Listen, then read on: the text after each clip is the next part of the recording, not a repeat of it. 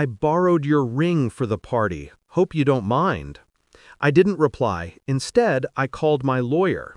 "Register the theft," I said. "The pink diamond. Value $3 million."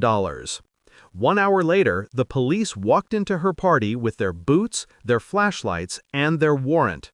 That was the night my daughter-in-law learned what betrayal costs in my house. I remember the first day she walked into our family. She was radiant, sharp, a little too polished for my liking, but my son loved her. And because he loved her, I opened my arms. I offered her trust, not questions. Gave her my table, my jewelry, my name. I thought she understood what those gifts meant. But trust, it's the most fragile currency. Once broken, it can never be repaired. At first, it was small things. The perfume she claimed was hers, but I knew I bought it in Paris. A scarf I hadn't worn in years suddenly draped across her shoulders at brunch. I said nothing. I told myself they were accidents. But accidents don't repeat themselves. Then came the message, the arrogance of it. She didn't ask, she informed me. Borrowed. My pink diamond? For a party?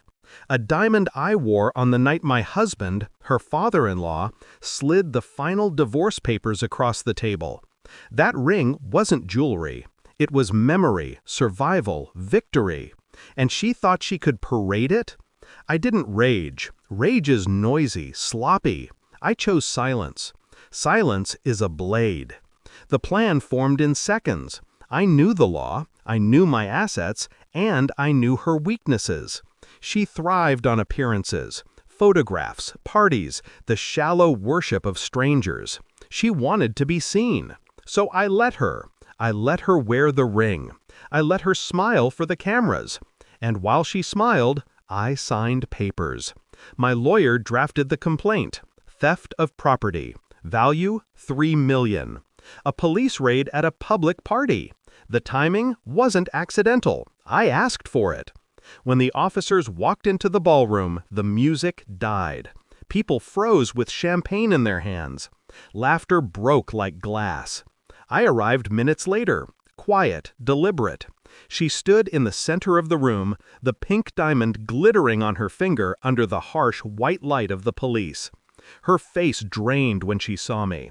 Not fear, at first, confusion. She thought I would protect her.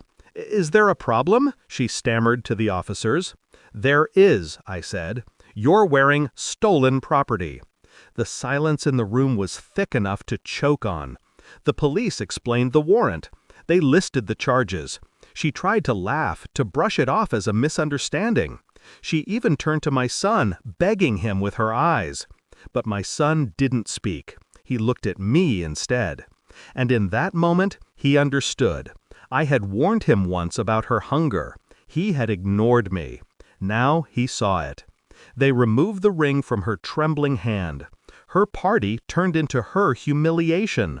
Every guest watched as the police led her aside, as the diamond was sealed in an evidence bag. She whispered, desperate, "Why are you doing this to me?" I stepped closer so only she could hear. "Because you thought my silence meant weakness. You mistook my trust for blindness. You tried to steal not just a ring, but a legacy. And legacies don't forgive thieves." Her eyes burned, wet and furious, but she couldn't speak. The cameras had already captured her shame. Later, my lawyer called to confirm. Charges filed. Paperwork airtight. She would spend months fighting in court. Her name dragged across headlines, her reputation shredded. My son asked me quietly, "Was this necessary?" I looked at him. "She took something that wasn't hers," I said. "And I took everything she thought was hers." He didn't argue. He couldn't. Now when I sit with the ring back on my finger, I don't feel sorrow. I feel clarity. She wanted to wear my crown without earning the scars beneath it. She wanted the glory without the history. I gave her a stage. I gave her an audience. And I let her destroy herself in front of both. That's the thing about revenge. You don't need to raise your voice. You don't need to spill blood. You just need to wait, and when the time comes, let the world see who the real thief is. My daughter-in-law taught me something valuable. Betrayal is never loud at first. It starts with a borrowed perfume, a missing scarf, a text message, small trespasses. But if you stay silent long enough, the betrayer will write their own downfall. All I did was sign my name at the bottom. And now, the ring gleams brighter than ever. Because it's no longer just a diamond. It's justice, set in stone.